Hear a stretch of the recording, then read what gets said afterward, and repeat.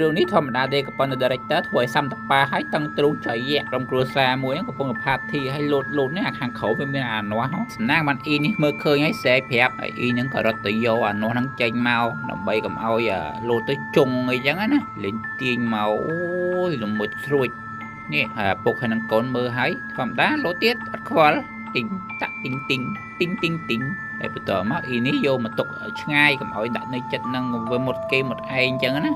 ដល់ពេលហើយប៉នេះធ្វើកពុបធ្លាក់10យ៉ាទៅបុកចំអាស្អីគេបងខ្យល់នេះស្អីគេមើលច្បាស់នេះបើមានអ្នកស្គាល់ជួយប្រាប់ admin ផងហើយស្រាប់តែមានឡានមកមួយទៀតហើយអ៊ីនេះអត់ដឹងមកពីណាតែមានអារម្មណ៍អ៊ីហ្នឹងដូចត្រង់ថេបទៅហប់ដល់ហើយអត់ដឹងមានរឿងស្អីទេចាំមើលអស់គ្នាឥឡូវក៏មកហត់មកអត់ដូចមានបញ្ហាអីចឹងគឺរត់មកអានេះនឹងស្អីវែងឡាយទៅពេលចឹងញ័រលំ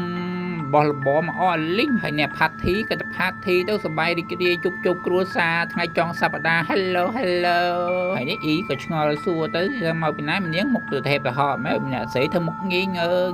មើលចុះមើលឡើងហើយបាទកូននោះលោតអត់ចេះហត់លោតទៅធ្លាយម្នាក់ស្រីនេះភ្ញាក់បែរមកដល់លំបុបបែកកែវខ្ទេចអ៊ីនេះក៏ធុញពេកក៏ដកដង្ហើមធំមួយហើយ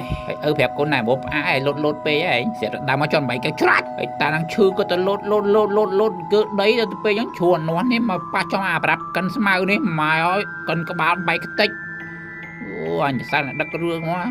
អារឿងគេផាត់ធីក៏ធ្វើបានមួយរឿងគួរឲ្យរន្ធត់ដែរអ្នកនរគ្នាឃើញទេចឹងសិនមកតែចប់តែប៉ុណ្ណេះអរគុណសម្រាប់ការទស្សនា